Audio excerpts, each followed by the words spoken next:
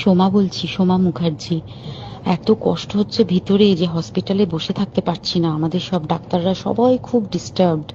আজকে তো ওপিডি বন্ধ রাখা হয়েছে। তোরা জানিস সমস্ত ঘটনা শুনলাম, যা যা মানে সত্যিকারের ঘটনা, যেটা আরজিকরের ভিতরের যে ডাক্তার তারা তাদের বন্ধু বান্ধব মারফত এটা ছড়িয়ে মানে এসছে আমাদের কাছে।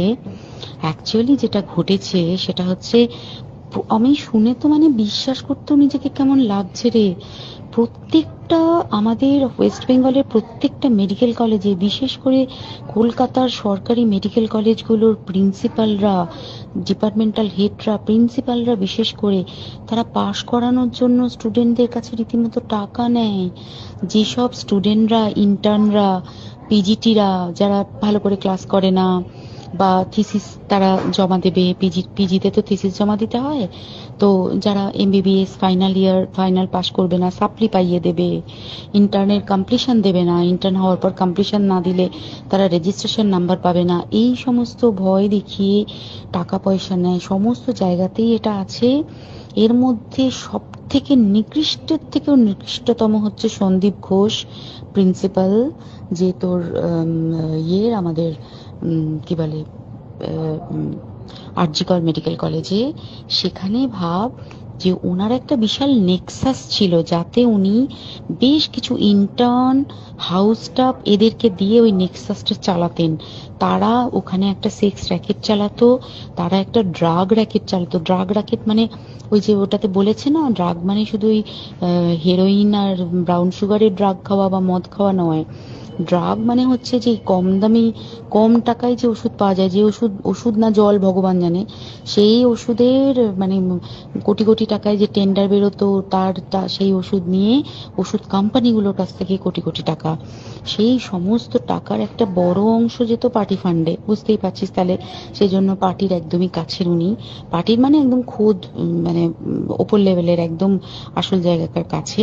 তো এবার উনি এই যে নেক্সাসটা চালাতেন, তাতে রীতিমতো কোন ইন্টার্নকে উনি পাশ করাবেন, কোন পিজিটিকে উনি থিসিস কমপ্লিট করাবেন, সেগুলো সব ভয় দেখিয়ে টাকা নিতেন। আর তার হয়ে কাজ করতো ওই ইন্টার্ন হাউস স্টাফের একটা পুরো বড় নেক্সাস। এবার এই মেয়েটির যে পিজিটি, মেয়েটি অত্যন্ত ভালো, সে তার থিসিসটা কমপ্লিট করাবে না বলে হুমকি দিচ্ছিল। সে এটা জানতে পেরে গিয়ে বলেছিল যে আমি এরকম কোনোভাবেই মেনে নেব না, আমি এর বিরুদ্ধে আমি যাব এবং আমি এর বিরুদ্ধে সব ফাঁস করে দেবো। তখন তাকে রীতিমতো ধমক দেওয়া হচ্ছিল। এটা চলছিল লাস্ট 6 মান্থস ধরে।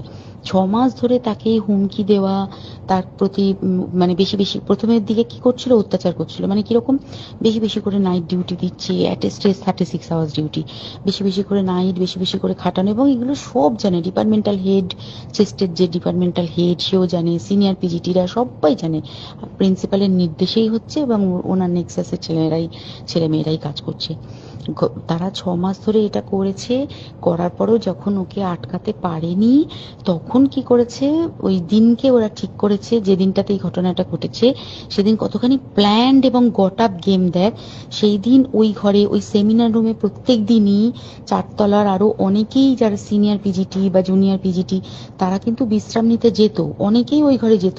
সেই দিনকে ও একা, ওকে বলেছে তুমি ঘুমিয়ে পড়ো, ওকে একা রেখে এসেছে। বাকিরা কাউকে যেতে দেয়নি, বলেছে ওই ঘরে আজকে ঘটনা ঘটছে, মানে কাজ হচ্ছে, ওই ঘরে কেউ যাবে না। ওই ঘরে সেই দিনকে ওর সাথে যখন খাওয়া দাওয়া করেছে বাকি 4 জন, সেই 4 জনের মধ্যে একটি মেয়ে পর্যন্ত ছিল। সে কিরকম মেয়ে চিন্তা কর, এরা ডাক্তার না জানোয়ার জানি না, আমি জানোয়ার বললেও জানোয়ারদের অপমান করা হয়, কারণ জানোয়ার সমাজে এরকম কাজ হয় না। তো ডাক্তার না কি আমি বলতে পারবো না। সেই ইন্টার্ন মেয়েটি আরেকটি ইন্টার্নের গার্লফ্রেন্ড। তো তার সাথে ওই পিজিটি মেয়েটির প্রচুর ঝগড়া হয়েছে।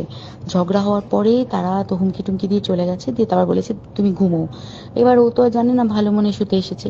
তারপরে তারা গিয়ে মদ টদ খেয়েছে, 7-8 জন মিলে চড়াও হয়েছে। এবং তোরা জানিস যে প্রথমে তার হাত দুটোকে দুপাশে 2 জন ধরে রেখেছে, এবং সেই কাজে সেই মেয়েটিও সাহায্য করেছে, ইন্টার্ন মেয়েটি।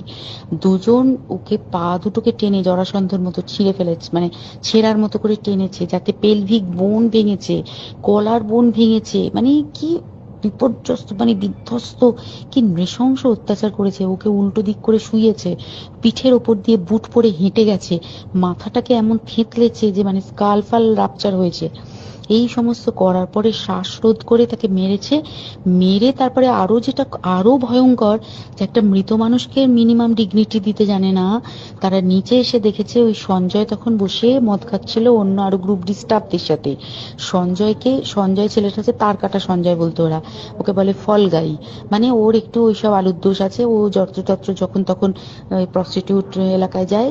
এবার দেখেছে যে একে দিয়ে যদি একটা রেপ করিয়ে দিতে পারি তাহলে ঘটনার মোড়টা অন্যদিকে ঘুরে যাবে। এইবার ওকে বলেছে, যা সেমিনার রুমে তোর জন্য রেখে এসছি, যা তুই এবার গিয়ে কাজ করে দিয়ে আয়। ও এসে ওই ডেড বডি খেয়ে রেপ করেছে, যাতে তার ভ্যাজাইনাতে সিমেন্ট পাওয়া যায়। তো এবার এই হচ্ছে, প্লিজ আমি নাম করে ফেললাম সবকিছুই। কতজন আমি যে নামগুলো পাঠিয়েছি, এই সব ডাক্তাররা, এরা সব জড়িত জানিস। কিন্তু কেউ কোনো প্রমাণ নেই, প্রমাণ লোপাটের জন্য।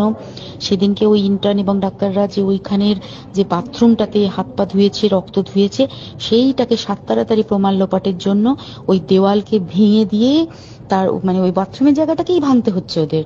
ওখানে নাকি ওরা রুম বানাবে, কালকে দেখেছিস তোরা খবরে। আর বেশি বলতে পারছি না, মানে তোরা তো সবাই প্রোটেস্ট করিস, আমরা তো আমাদের দিক থেকে করছি, কিন্তু কিছুই হবে না। এই পোড়া দেশে কিছুই হবার নেই, শুধু ভেতরে ভেতরে গুমড়ে গুমড়ে কষ্ট পাওয়া। আর আগামী প্রজন্মের যে ডাক্তাররা বেরোবে, তারা যে ইন্টার্ন বা পিজিটি বা এই যাদের কাছে আমরা যাব ভবিষ্যতে, তারা কি ডাক্তার না কি আমি জানি না, কি নিয়ে তাদের কাছে আমরা যাব আর কি করেই বা আমাদের পরের প্রজন্মকে আমরা সুরক্ষিত রাখবো।